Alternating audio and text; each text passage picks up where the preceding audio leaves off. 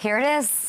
Wild card weekend. Gorgeous. Look how beautiful she is. What are the picks? Rob Maaddi is here to give us that. We have two-time Super Bowl champ, CBS Sports analyst, friend of mine, Logan Ryan, on the show. He's got so many connections to the field. He's going to see maybe some of the storylines. Niners, I think, got Trent back in the lineup. That's a huge thing. But yeah, Mr. Rob Maaddi, the senior AP writer, is here to give his picks. I've got storylines. It's Friday. Let's go.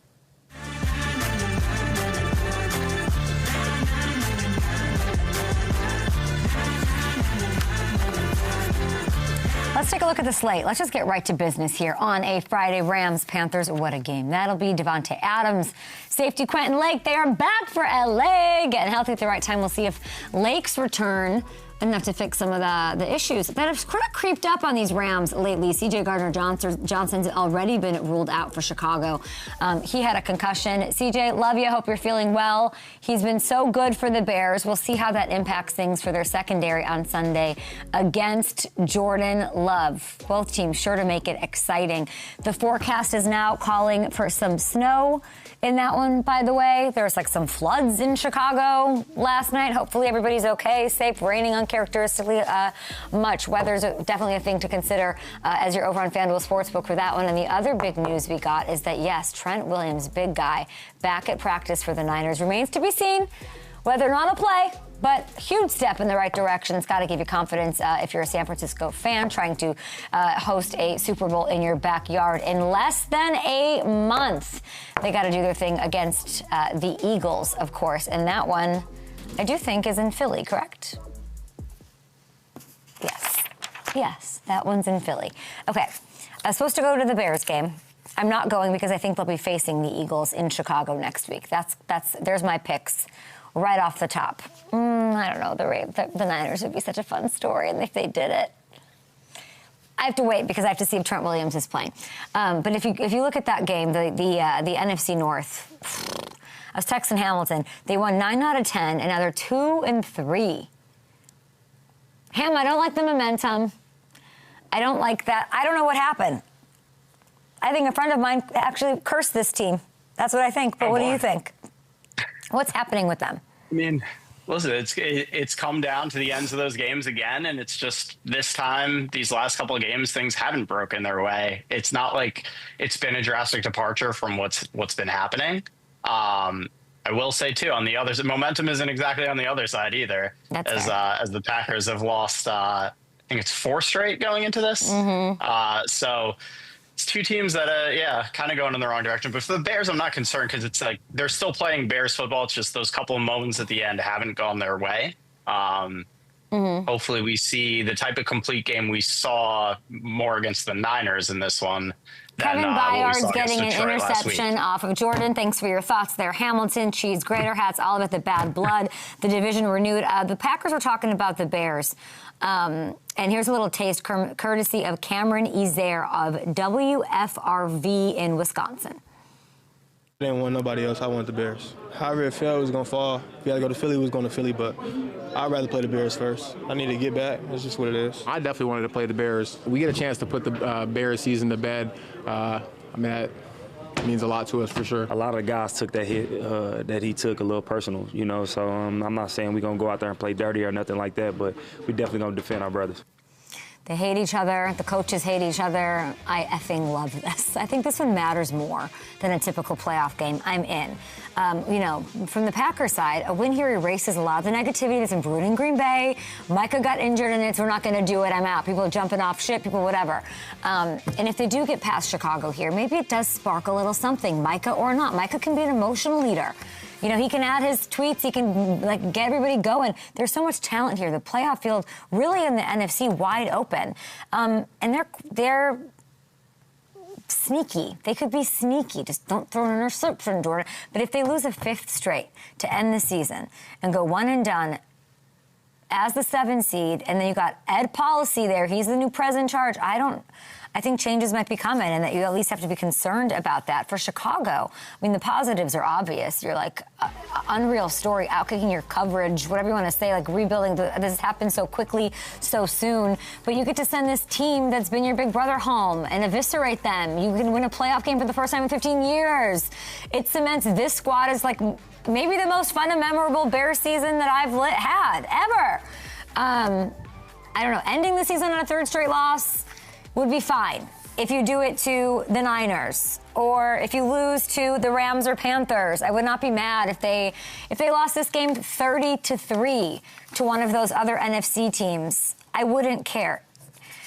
That's the crap part about this, is that it will hurt losing to these Packers because of this resurgent season. So this game has stakes, if that makes sense, Hamilton. I'm trying to say earlier this week, like, for the Bears, if they were to lose to Matt Stafford, it's like, what a freaking season, and everyone's still out. If they lose to the Packers, it's almost like you lost again to the Packers. Now you gotta, it's like slaying that dragon on the way to whatever. I don't love that as much, and I do think the NFL, they're underdogs. We'll see what Rob Maaddi, our friend, has to say, if he's going to think that's an underdog that can take it, of course, in front of their home crowd in the elements.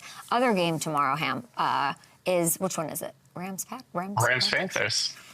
What do you think? They finished the season with a losing record and had what might have been the weirdest division-winning moment in all of NFL history. And they are the biggest home underdog, speaking of, in playoff history. I'm not convinced this is going to be some walk in the park for the Rams. We love Stafford. I don't know why we're dismissing the Panthers' win over L.A. a little over a month ago as some kind of anomaly, a fluke. I think Carolina is legitimately a tough matchup for Los Angeles. They run the ball. Rico, Chuba, this Rams defense, that's what you could probably point to as the thing that they struggle most with. They have the biggest wide receiver room like you're seeing in the league. And they've got a cornerback room with the Rams that is a little bit on the smaller side, right? They've got a physical secondary. They're ball hawking. They've got this quarterback who's relentless and really shines in big moments. He's not scared of a playoff game up against the Rams. He's not. You know, is he scared of Fisk and company? I don't know.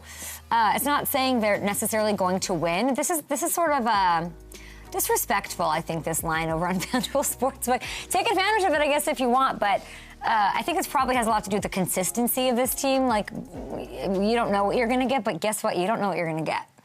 And they can bring it, and they can be dangerous. Would we all be, like, shocked with the win here?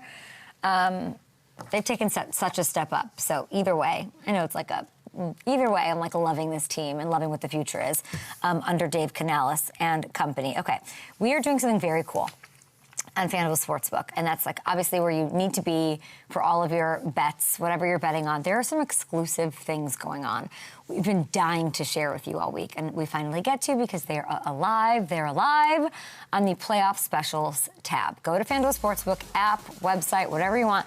Here are the odds. This is what we decided to do. You can now bet for any NFC West team to win the Super Bowl at plus 140. We've had a very hard time deciding between those three. It's going to be one of them, though. We all kind of agree, right? So we thought, could we pull them together, FanDuel? Will you please let us do this and go NFC West against the field? So there you go. That I love. We've also got any wild card team to make the Super Bowl at minus 195. FanDuel clearly sees plenty of upset potential for the field here. And I was surprised to see how long the odds are for that one. Both one seeds to make the Super Bowl a whopping plus 800. Odds clearly favoring some upsets here, which I like to see. Anyway, if you want to have some fun with that, go to FanDuel Sportsbook, head over to the Playoff Specials tab, and go ahead and get that done. We got to talk Bills, Jags. We got to talk Chargers, Patriots. Some coaching vacancies as well, and Logan Ryan's going. He's just the man to do it. Little Giants, little Titans. We've got, I mean, obviously the Patriots connection. They've got Coach of the Year potentially in Vrabel. Logan Ryan, champ, analyst, waiver. He's next.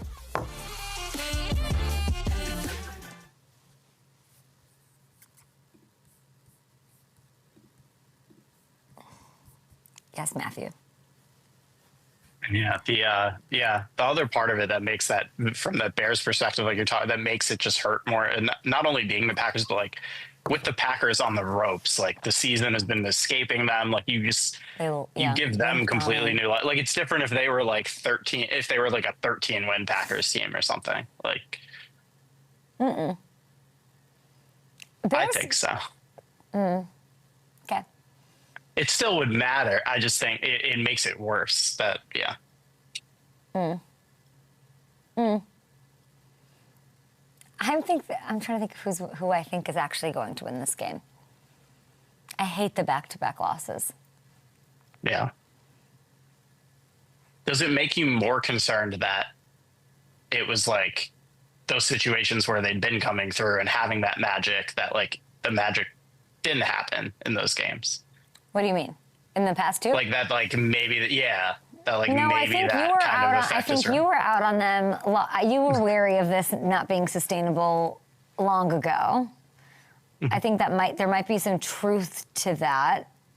I also just think the mentality of a team when you're on fire, you don't know that you can lose, and now they've lost twice, and you kind of know you can, and there's probably something to that.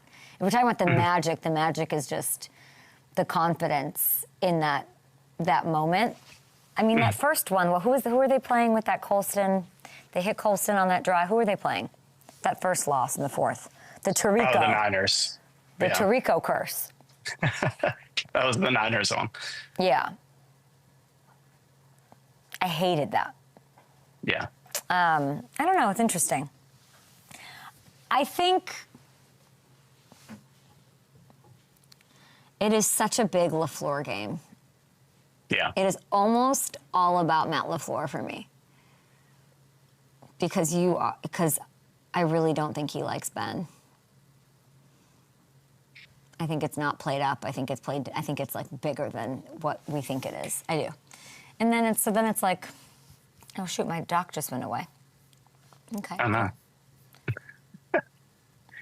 Hey Kat, can we get Kat? just a different computer at some point next week? Thank you. This computer hates me. Yeah, it's just but he's got it. Like when he's got it, you know. And like Josh, Yeah. Josh is a big part. You know, I'm looking at Josh in that clip, and I'm like, Josh could just take over. We'll see. Oh. I mean, we'll never see this run again, Jim. Brady's pass is intercepted and returned for a touchdown by Logan Ryan, the former Patriots. Former Patriot, hopefully smiling watching that 11-year NFL vet. What do you think when you see that two-time Super Bowl champ Logan Ryan? You know what, Kay? That one never gets old. You know, some people get tired of watching themselves back, but that play right there, I got it on repeat at my house.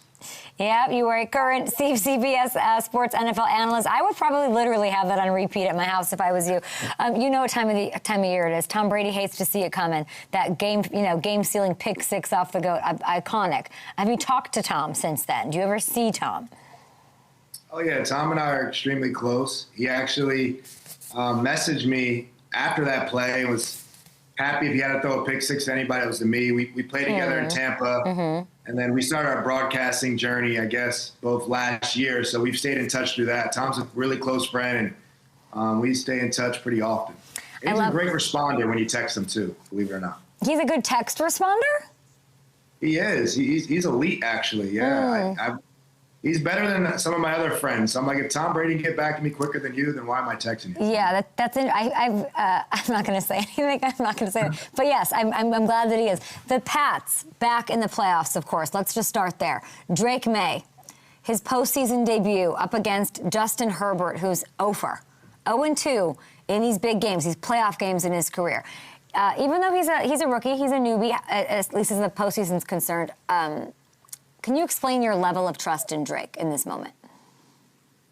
It's extremely high. You know, the playoffs is a new season, but he's been consistent all year throughout. I mean, just so solid. He's breaking, ratings, and he's breaking completion percentage. He's breaking records. He's breaking Tom Brady records, how well he was, how well he's played this year in the first year of a new system with Mike Vrabel and Josh McDaniels.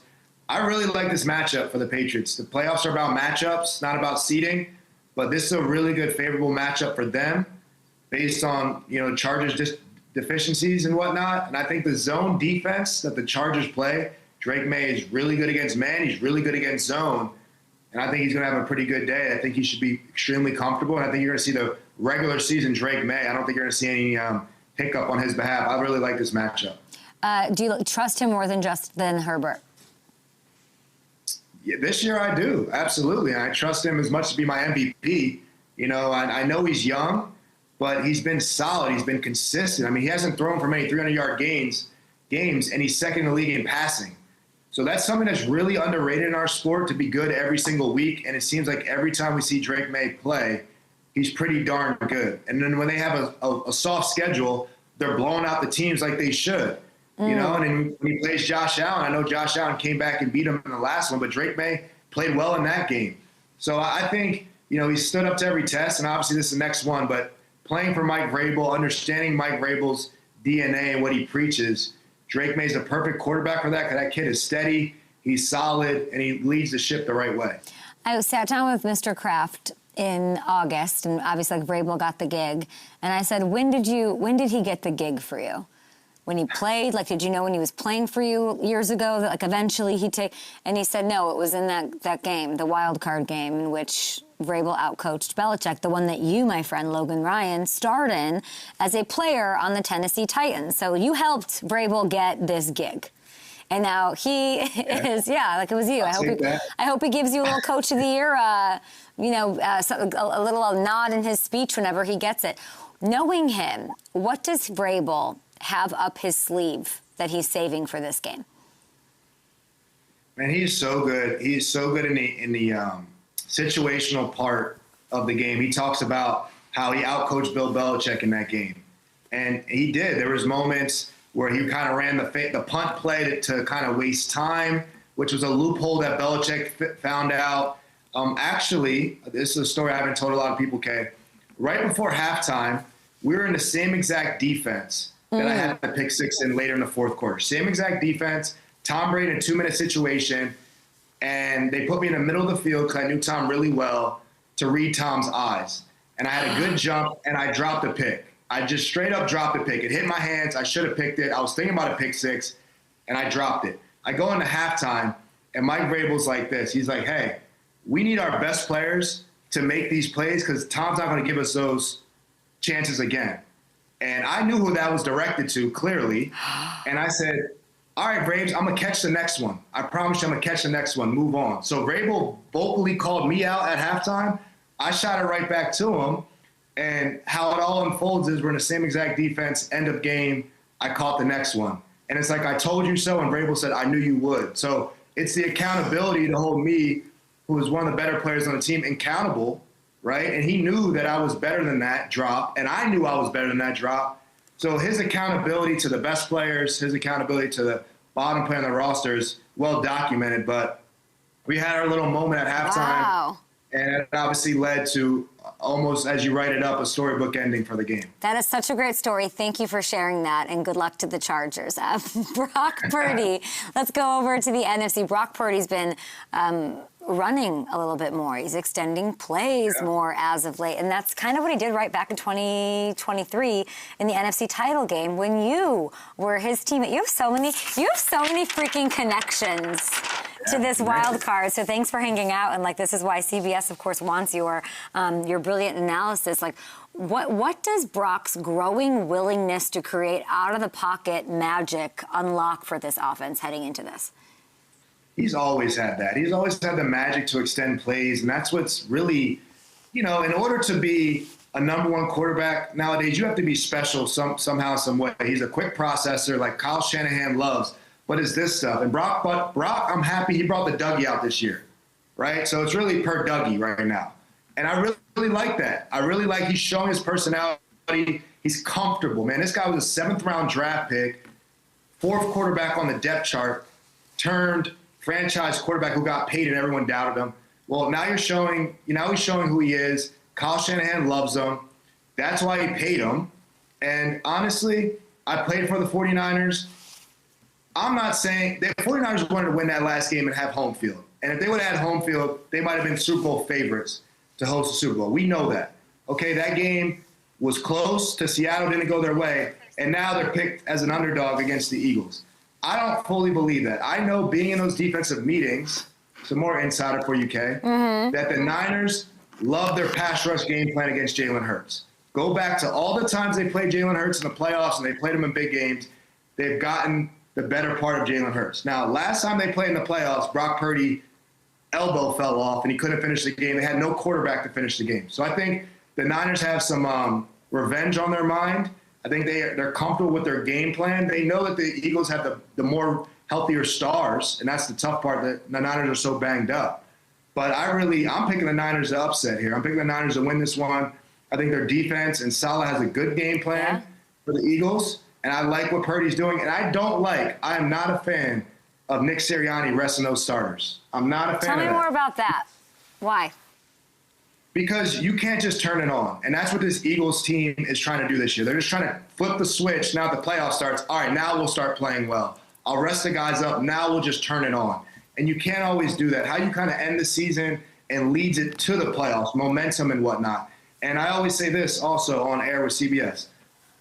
Football is not an 11v11 sport.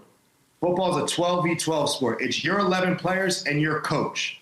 Okay, Kevin Patula, their offensive coordinator, and that 11 versus Robert Saleh and the Niners defense. I'm sure a lot of people will take the Eagles offense over the Niners defense right now with kind of the injuries, but nobody's taking Patula over Saleh. And Kyle Shanahan and Vic Fangio, you might as well call that cinema. They're two of the best in the business at calling plays on the other side. So the Niners have a coaching advantage. They have a coaching advantage, and the Eagles can only run the plays that their coaches call. And I don't think the Eagles play call is doing a great job this year. I think it's going to have it's been a huge problem, and I think that continue to be a problem this playoff game. Skipping around these wild card games, I want to go Packers-Bears. I talked about it a lot. I've talked about it all week. I talked to Leroy Butler and Matt Forte. Does this come down to like a Kevin Byard moment for you? Like, and how KB's my guy. I know. KB. Just first of all, let's just I love this guy. You love this guy. When you're watching him, like, what's going through your head? Why is it working so freaking well for him right now? When I played with the Titans, year 5 of my career, Kevin Byard was in year 2. He led the league in interceptions. I'm retired on CBS. He's still leading the league in interceptions. This guy literally, hands so good, he caught his own baby. Look at that story, Ken. I don't know if you heard that. I have. He delivered his own baby. I love you two on that defense. I miss you guys on that defense. Yeah. So, KB's my guy. That was my training partner in the offseason. That's my brother for life. Man, I can't speak more highly things about him. If you're a young player, watch him play. He does it the right way. But this matchup's a coin flip. Every time they play, it comes down to the last play of the game, whether it be an onside kick, whether it be an interception. It's going to come down to the last play of the game. It's going to come down to the last series.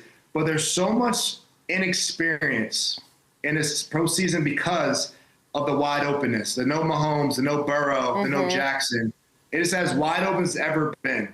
I got to lean on some experience here. I got to lean on Jordan Love's experience and Matt LaFleur's experience. I love this Bears team. They're turnover heavy, but I think that comes up short a little bit. Kevin Byard might get one, but outside of that, I don't know. I really like the experience of LaFleur and Jordan Love in this moment over Ben Johnson and Caleb Williams. No slight on the Bears. It's going to be tight, but I got to lean on the experience down the stretch because it comes down to your quarterback making plays down the stretch here. And I know Caleb Williams done it all season, but that experience is going to help out the Packers. Speaking of interceptions, and Kevin might get one because I think Jordan's always a little bit, his experience is always like a little bit good for one, and Kevin seems to be finding them lately. You, my friend, and let's go right. We have Packers. Now we got Steelers-Texans. That's the last one on Monday. You are one of the fortunate ones who Aaron Rodgers gets to say, he intercepted me. He's done it. From what you know about how Aaron approaches the game, these big games, what sort of situation tends to tempt him into like that riskier throw that Houston and Stingley and everyone could take advantage of? Man, he's like a wizard at the line of scrimmage, Kay. He is so good. He's honestly a savant. I know we have geniuses in the world, but there's also geniuses in sports, and that's what Aaron Rodgers truly is. I know he knows that. I know he's very smart, but he calls it at the line of scrimmage. He gets him the right play. He doesn't like to make a lot of mistakes. He might throw a couple more interceptions as he got older, but when he was younger in his career, it was almost impossible to intercept him. Peyton Manning was easier, and Peyton Manning was really smart. So it's going to be about the pass rush. Houston has a great ability with their edge rushers, are unbelievable. They have the best marriage of edge rushers and quarterback play. And their wide receivers on the Steelers is just not good enough to beat the Texans' corners. We talk about the playoffs are about matchups, but what the Texans do really well is what the Steelers struggle with. So I don't know how they get open. I don't know if people are going to be slipping like that. I don't think Stingley's going to slip like that. And I think it's going to be tough for Aaron Rodgers. He's got to force it in certain windows. And we know DK Metcalf is back, but DK Metcalf is a big physical wide receiver. Well, really good press corners like big physical wide receivers. It's hard to cover the quick, shifty guys. Those are the harder guys to press. DK Metcalf, I'm not saying he's easy to press, but Stingley and them should be able to handle that matchup. And Aaron Rodgers is not going to have the receivers to get open enough, in my opinion, to generate enough points to beat the Texans. The Jags are the hottest team in football. True or false? Nah, they're hot. Yeah, they're definitely hot. That's true. Does that matter? How much should that matter? You know momentum. You had I remember back in 2016, there was like a 7-game pass win streak to the Super Bowl. Tampa, it matters when it matters. It doesn't always matter. What does this game come down to, Jags-Bills? It matters until you have a Hall of Fame quarterback on the other side and a guy that has a cape like Josh Allen, right? Okay. Because when I was in my era, in my run, the quarterbacks that are winning Super Bowls was Brady. He won a bunch. The Seattle kind of snuck one in there. Peyton Manning won some with Denver. And then you went to Mahomes. That literally was it. Man, it really matters because playoff football, it's a game 7. Everything's important. It gets condensed. The game shrinks. Every decision's important. And it comes down to those last 2 possessions in the fourth quarter a lot of times because both teams are good. Both teams usually have good coaches. Both teams usually have good quarterbacks. One team might have the best defense or whatnot. It's just the competition's the best of the best, right? We watered out the other half of the league. So it's going to come down to the fourth quarter. It's going to come down to those final possessions. And Josh Allen, when he has it, what he can do with his arm and his legs is special. I don't think Josh Allen's the MVP, but I think he's the best player in football, right? And that is because of the talent this guy has. And James Cook is having a really good year alongside him. So I know Buffalo doesn't have their best defense that he's had in his career, but I do think that Josh Allen, because of the wide openness of this playoffs, this is Josh Allen's year to have to get it done because he's not going to have many more years when you have Burrow and Mahomes, them not in it. Let's take a look at the whole schedule because you have the Bills winning. Is there a game that we didn't touch here? I think we might have touched. I got all road teams, as you see, other than my Pats. I got a bunch of road teams. I think you're going to see the most lower seeds winning the playoffs than we've had in quite some time. Okay. I have Houston. I have Buffalo. I have the Pats. On the other side, I have the Rams winning on the road. I have the Niners winning on the road. And I have the Packers winning on the road. So that's what I tell you about home field advantage in the wild card. I don't really think it matters. I think a lot of experience are lower teams this year. Hey, maybe my bracket's a little funky. I don't know, but that's what I got coming out this round. I like it, and then I'm looking at those, the Broncos and the Seahawks. Neither of them are your Super Bowl pick, as my producers have told me who you have. I think you have Rams, Bills. Rams, Bills. Yeah, I have the experience of Matt Stafford, and I have the experience of Josh Allen to will it to happen this year. Talk me out of the Broncos here. Why not? Home field, they're healthy. Why not the Broncos? That bye week is tricky, man. That bye week. What do you mean? So in New England, right? Yeah. Our hardest game, look, in total, they're all hard. But the toughest game, the game we're usually trailing the most, other than Super Bowls, obviously, was the divisional round because we came off of not playing for a week. And that was even hard for Tom Brady to get back in rhythm. So if you're a team like Matt Stafford or something that really could have used the rest and have a really experienced quarterback, I like it. But for Sam Darnold, for Bo Nix and these guys, I would like to continue to play. Coming a week off, because when you have a week off, right, and everyone tells you how great you are, we all know that stuff, the rat poison, as Nick Saban would say. But you're playing another team that just either had an upset or a big playoff win for them. They're coming with a lot of momentum. So when we were, the Patriots, we knocked off the Titans, right? We were a 6 seed or 7. We knocked off the Patriots. Huge win for the franchise. We're riding high. So we went to Baltimore. Baltimore was 14-2 that year. They had 14 Pro Bowlers. Lamar Jackson was a runaway MVP. We were picked by no one to win. And we went and we beat Baltimore. Blew them out. Really not that competitive, right? And then we went to the AFC Championship game. So when you're that home team, you're that number 1 team coming off that bye week, that is a very tough game, right, to catch the momentum of the other teams. So you really got to execute down the stretch. but that's how we knocked off Baltimore. And then when I was in New England, that was our toughest game usually to Baltimore, was that divisional game. It was always tough because we played a tough team like the Ravens, coming off a win, being doubted. So I really think it's hard. What advice would you give? Like, what advice? So, like, I'm thinking, like, you had Bill, you had Vrabel, who's this, like, maverick, but the Broncos have Sean, who's insane. He loves data. He knows all the stuff that you're saying. He has thought. I wonder, like, what, like, you know, you're a genius. What would you say, like, they should do? Because I understand. I know what you're saying about Bo and all of that, but Sean, when Sean took that bye and took a team to the Super Bowl and won it with the Saints. Last time Sean had a bye, he won the first game out of it. Like, there's, you know. What was his quarterback on the Saints? No, I know. So it's about Bo. It's about Bo. So what could he do? Is there anything he can do with Bo this week? I love Bo Nix personally. Yeah. I love Bo Nix. He's a great player. I'm just saying, as a whole, it's hard to play off that bye week in general. It's not always an advantage. We always view it, the bye week, and the odds say that team makes it the most. Who's the quarterback? When Mahomes has the bye week, that might help. When Brady has the bye week, they go to – but that might not work this year. And there's nothing you can do to Well, you got to start fast, right? You got to start fast, obviously. You don't want to get too – you don't want to get behind. No, I'm just thinking, like, do they go out there and, like, do that? Like, what could they do with Bo to make sure that he doesn't, you know, isn't what you're saying is, like, a little rusty. Like, not rusty, but, like. Yeah, a little rust. Right. Yeah. What could you do? I wonder if Sean's probably going to do some crazy stuff.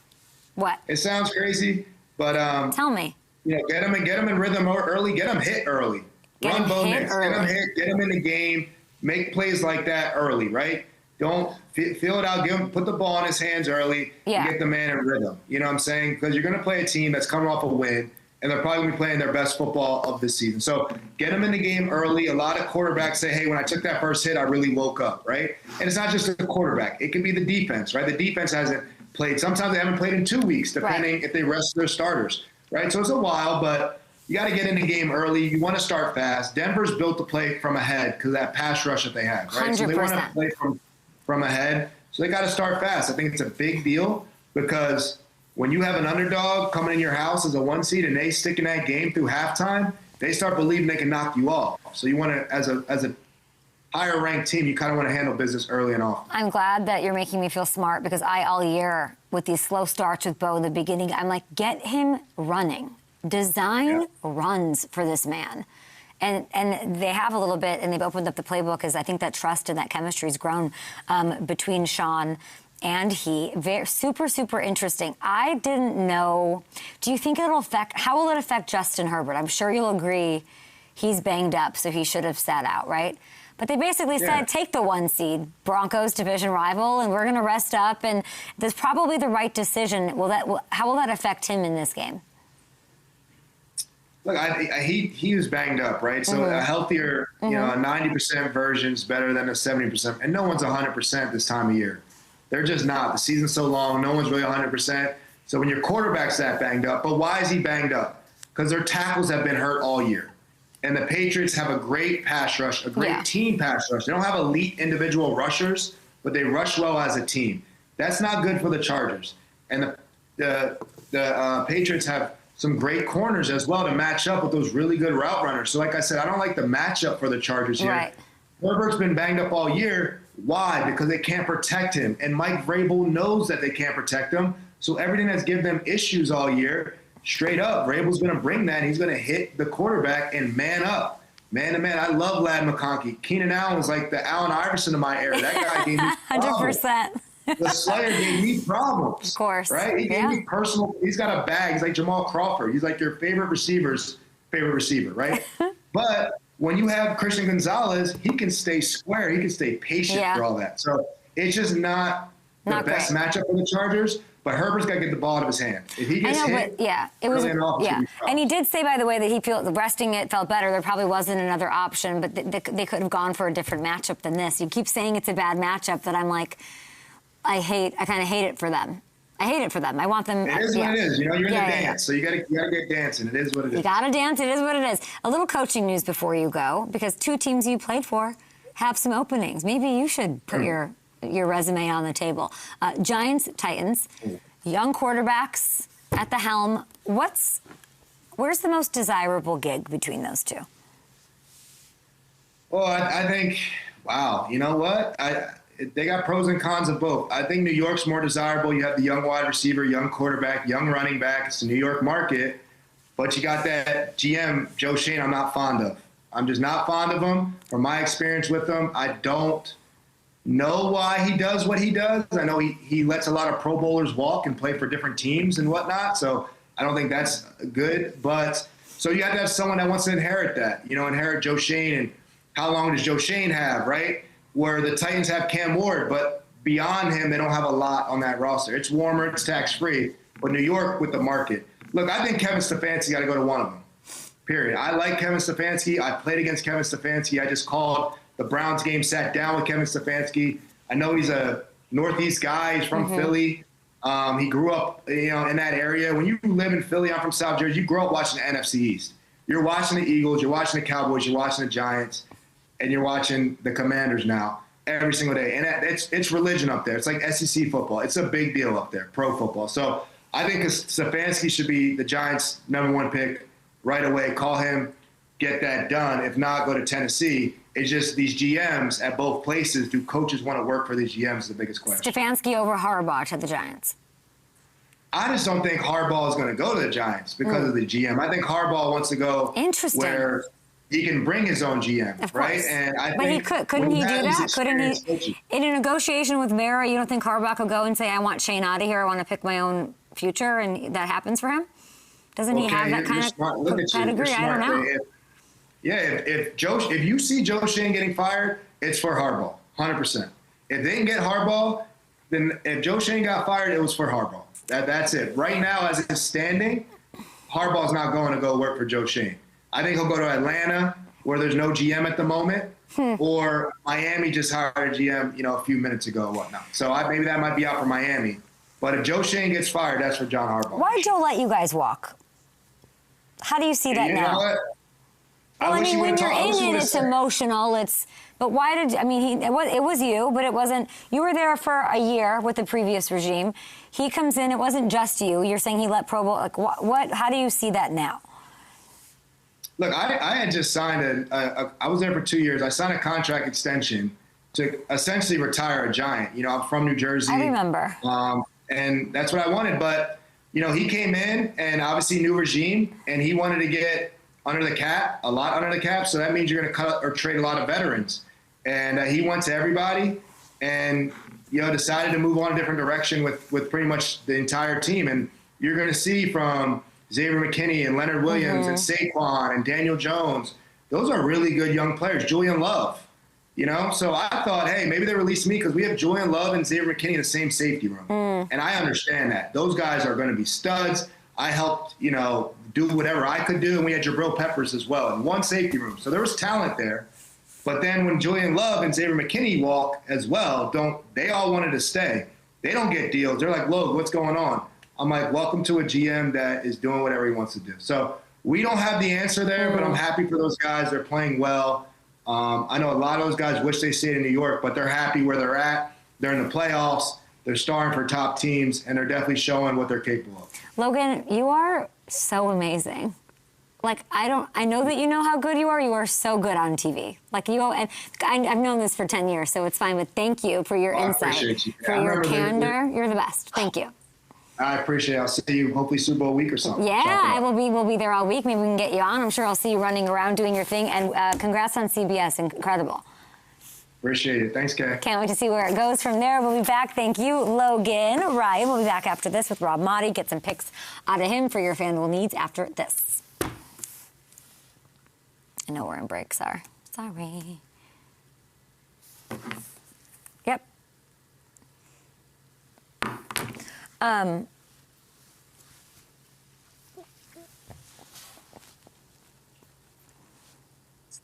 Objectively, and I like Joe Schoen, objectively, if I don't even think that's if Harbaugh's like, I want to come to the Giants, you're absolutely letting him do whatever he wants. I would think so. Yeah, he's one of those guys that's earned that right. Is there any question he's one of those guys? If he's him, Tomlin. Yeah. Andy? Yeah. Andy Reid, yeah. Sean, yeah. Sean. I don't. Yeah. It's about it. Yeah, maybe Kyle Shanahan and McVay. Yeah. McVay, for sure. Yeah.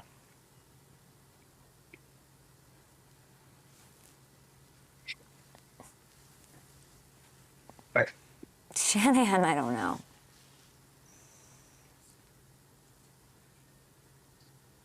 Okay.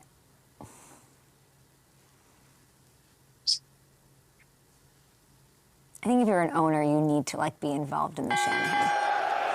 Time now for some K-makers. These guys are going to score touchdowns. Listen, they're going to score touchdowns wild card weekend. Let's start with Puka Nacua. The value. Minus 110. That's nice. That's so cute of you, FanDuel. So generous for a guy who has scored 6 times in the last 5 games. Devontae's back. Sure. That does not stop this cat from finding his way into the end zone, and it will not tomorrow. Next up, Christian Watson. I can't believe there's football all weekend. Christian Watson, plus 170, score at Chicago. I can see it. He has scored twice in the first 2 meetings this year. I don't know. He and Jordan Love have a little thing. I think they make it happen again. And finally, I'm going to go Niners, Eagles, Philly, Jalen. Voila! Oh, I left those Kelly Greens. Anytime I can get plus odds on Jalen, I'm taking it, okay? Death, taxes, and that. And I told you yesterday we're going to see some designed runs for him. Banged up Niners defense. Hurts is scoring. I can't tell you how good I feel about these. Puka Nacua, Christian Watson, Jalen Hurts, end zone K-makers. And, by the way, FanDuel has playoff mode. Toggle it on. There it is. Playoff mode is here. That means you get to choose your own reward for each round of this NFL postseason. Every weekend, all FanDuel customers can choose between a no-sweat bet or a profit boost starting tomorrow for this wild card round. So make sure you get on the app and use yours. Let's bring in our next guest, a senior NFL writer for the AP Busy Time of Year master at predicting games. You can check out his Pro Picks column every week on apnews.com. Rob Maaddi, what a freaking season.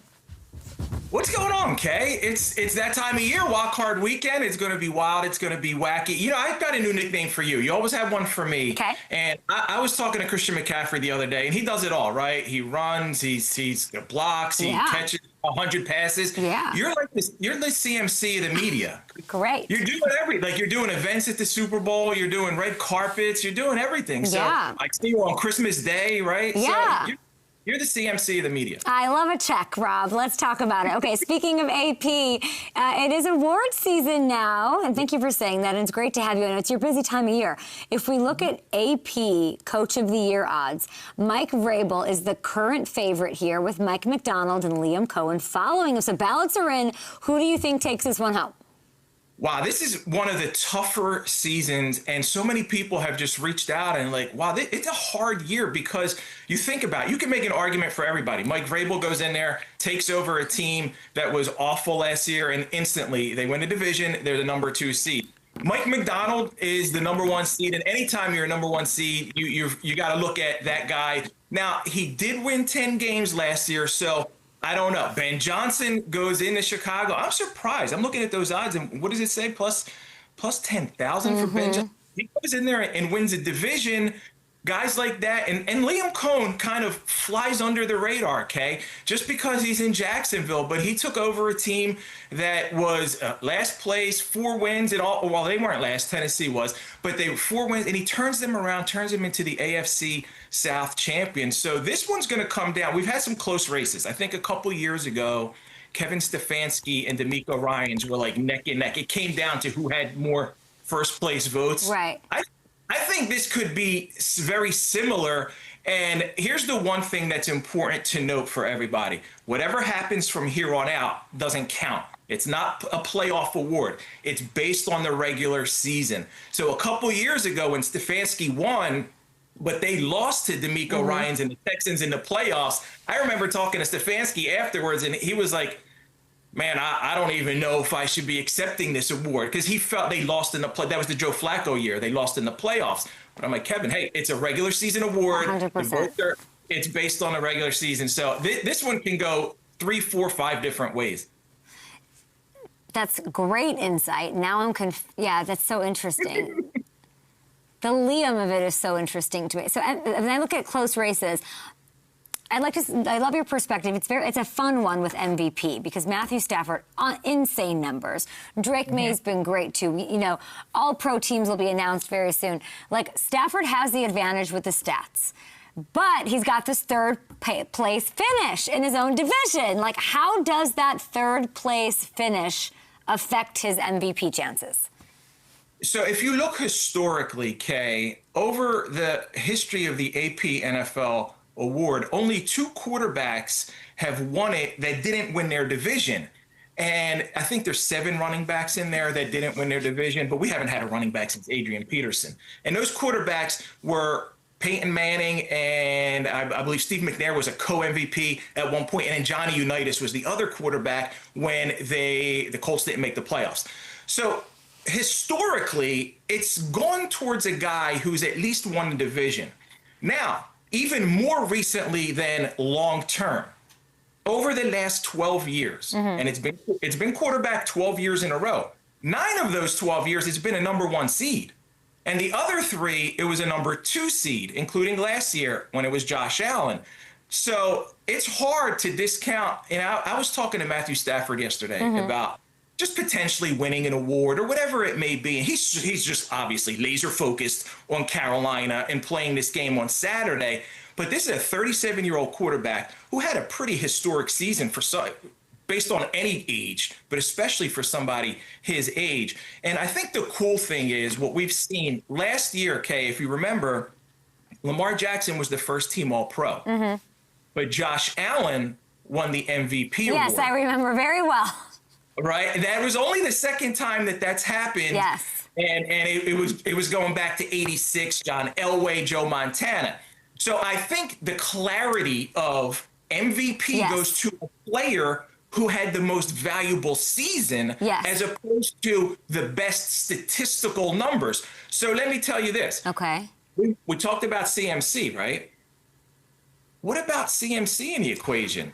Where would the Niners be this year? I know he didn't play linebacker. Like, he could do everything. Imagine if he could play linebacker, because that's what they need. Maybe he could. Another name. How about Micah Parsons? Have the Packers won a game since Micah got hurt?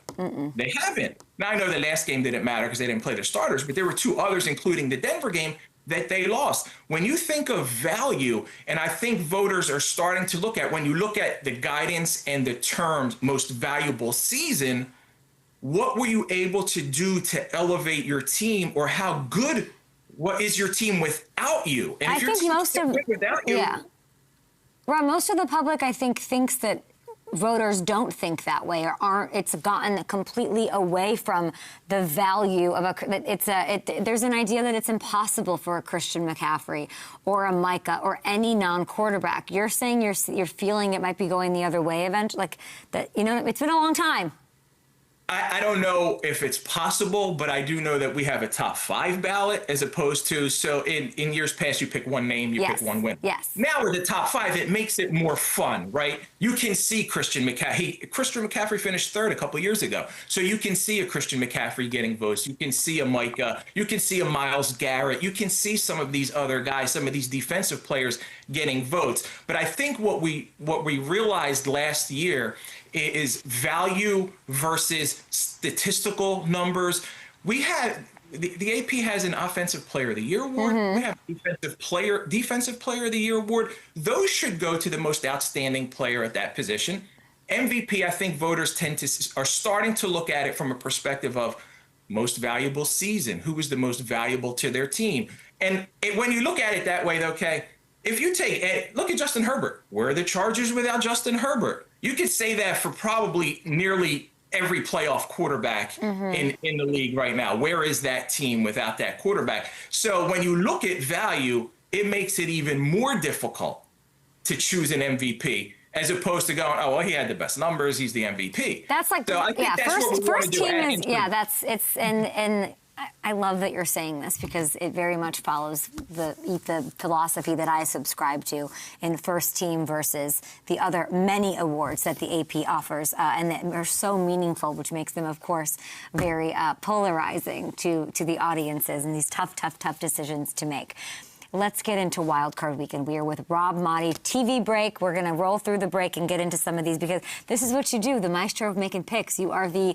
We're going to do a little thing called Wild Card Weekend upset vibes. We're going to talk a little underdogs here. Is there an here's your record, by the way. Look at these little puppies. Time for up and underdogs. 184 and 87-1 is your record. Now I'm looking at these. Which underdog do you like in the field? So I started picking all of these games without an underdog. And Kay, the lines moved. So by the time I finished writing my story and my picks, I realized I was like, whoa, the Packers shifted from a 1-point favorite to a 1.5-point underdog. That means I've got the Bears winning at home. Suddenly I've got an upset special, and my upset specials this year were 13-5 straight up, 14-4 against the spread. I've got the Bears as an upset special winning at home. The Packers were a Super Bowl contender with Micah Parsons. Without Micah, I talked to him yesterday. He's so bummed. He wishes he could be out there. He's working as hard as he can. He's like, I'm a soldier. I'm going out there. I'm doing what I can in rehab so I can attack it and I can be out there with my teammates next year. That's awesome. That's not going to help them. This game against the Chicago Bears, it's the third time they face each other in 6 games. And what we've seen out of Caleb Williams and the Bears is no matter what the score is, no matter what point in the game it is, they're never out of it. And I think this is going to come down to a last-minute field goal. I have Bears 27-24. I just had to quickly check, make sure I got the numbers right. I've got Bears 27-24 in this one. Niners-Eagles. Let's get to that one. Eagles 4.5-point faves. Why do you think they win it quickly? As much as I'd love to see CMC go off and have a day, the Niners are so banged up. The Niners are just so banged up in this one. They lose another linebacker. The Eagles are home. The Eagles know what it takes to win this. People are going to call me a homer because I covered the Eagles forever. No, you talked to CMC yesterday. Who didn't you talk to yesterday? There were a lot of guys. There were a lot. It was a big day. He's laser focused. They're all everybody's like, we're laser focused on this game, Rob. We appreciate the call and everything else. But I can't see the Eagles losing this one at home. Brock Purdy could have a day. Vic Fangio's defense, to me, is like the big determining factor here, and they've been so good. They've got tremendous guys on that side of the ball. Cooper DeJean, Quinyon Mitchell, Jalen Carter. I think the Eagles win this game 24-20. Bills have Josh Allen, of course, reigning MVP. The Jags, though, have the momentum, 1.5-point road faves. How do you think this one goes? I think the Jaguars are ahead of schedule. I love what Liam Cohn was able to do with Trevor Lawrence, got them to the playoffs. This is like a now or never kind of season for Josh Allen, Sean McDermott, James Cook. You got the #1 pass defense in Buffalo, #1 run defense in Jacksonville. I'm going to take Josh Allen to make a play late in the game, so I've got the Bills winning this one. Last one for you. Texans, Steelers. Didn't talk that much about that one. Steelers 3-point underdogs in this one. DK's back. What do you think? Yeah, history tells you Steelers always win on Monday night. Texans never win on the road in the playoffs. I don't care about history, Kay. Houston's got such a dominant defense. That defense is so good. I feel bad for Aaron Rodgers. Like, I hope they don't injure him to the point where he wants to retire. Like, I want to see Aaron Rodgers come back. But Will Anderson and Daniil Hunter and all these guys, like, that defense is so good. I literally, like, I'm not saying this to be sarcastic, fear for Aaron Rodgers, his mobility against that kind of defense. I'm taking the Texans. Yeah, not a great matchup for him. Probably the worst one for our 40-million-year-old quarterback. Okay, you have the Rams crushing the Panthers. I don't love that, like, crushing them, but all of your picks are at your Pro Picks article on AP.com every week. Rob Maaddi, appreciate you. And please, guys, go subscribe to his YouTube show on football with the AP's Rob Maaddi on the Associated Press YouTube channel. So enjoy the games this weekend. I'm sure we'll talk soon, and I'll see you at Super Bowl, hopefully. Thank you, Kay. Appreciate you. I thought I was Christian McCaffrey. Let's throw it now to Hammer time to wrap up the week and the show. Let's do it, Hammer. What are we talking about? All right, we're talking about Trevor Lawrence here because of course. I think the biggest reason, as I was digging, I think the biggest reason for his jump has been the way he's on the middle of the field. From the start of last season to the midway point of this year, Trevor was the lowest rated passer in the entire league when it came to throwing over the middle. Over the second half of the season, though, he's number 1. He's ahead of everybody. Part of that's the Liam Cohen scheme. Part of that is his comfort with that scheme and his confidence. Part of that's Jacoby, Parker Washington, Brenton Strange, these guys that have emerged and have gained his trust. But I think that's the area of the field where this game is going to be won, because guess who's the best at making things confusing in the middle for opposing quarterbacks? It's Sean McDermott. So let's get into the tape and talk about this. And we'll start with Trevor and that mastery he's developed over the middle of the field this year. This is against that great Broncos defense. They're in a 2-minute drill here. He's got a post-dig combo from Parker Washington and Jacoby Myers. And he's going to read that backside safety. And just look at how quickly and decisively he gets through this and sorts this out. So there's a play fake there that kind of holds everybody in place. And as soon as he sees that safety PJ Locke bailing, he knows that Parker Washington is going to clear this out. And then Jacoby Myers is going to come underneath on this dig right into that vacated area. His back foot hits, and this ball comes out in a hurry. And I'm going to show you another angle on this without any interruptions, just so you can see how quickly this all happens. Trevor starts to his left. He sees that safety, plants back, turns to the right, lets that thing rip on time for a huge play. And then here last week, we'll go to this Titans game. He's got an out. He's got a post from Parker Washington. And this one is just unreal anticipation. Parker does a great job stemming the safety, winning that matchup. But then look at Trevor here. Parker is just barely out of his break, and that ball is out of Trevor's hand. He drills it in for the score. But this is really going to come down to when those things aren't there quickly because of those McDermott disguises, what is he going to do? Got it. And here's a play against the Jets. They're bringing an all-out blitz here.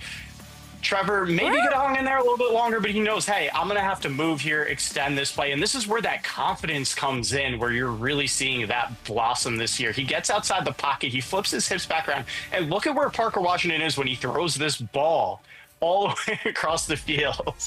That is an absolutely gorgeous, ridiculous throw. And we get a Jordan shrug out of Trevor here. He's got grills. He's got a Jordan shrug. We're getting everything out of Trevor this year. And then here in the red zone, watch how quickly he gets through this progression. And this is where he's grown a lot to, is knowing when to use his legs. He gets off that progression, gets off that read to the middle. That's covered. To the left, that's covered. And we'll flip it around to the end zone here. He finds the lane, and he's going to take off. And he's used his legs. It's really been Josh Allen, and then I think it's Trevor as far as quarterbacks that have used their legs most effectively. Gives Nick Cross a little Euro step. That whole thing, by the way, he got through 4 progressions and ran. That took 3 seconds for him to do all of that. He's playing with such confidence right now. That's why I like the Jags to win. I was going to say the Jags, baby. By the way, I have a parlay on that one, and Trevor's in it, so check it out on FanDuel Sportsbook. Follow us on socials. Great job, Hammy. Great job. See ya.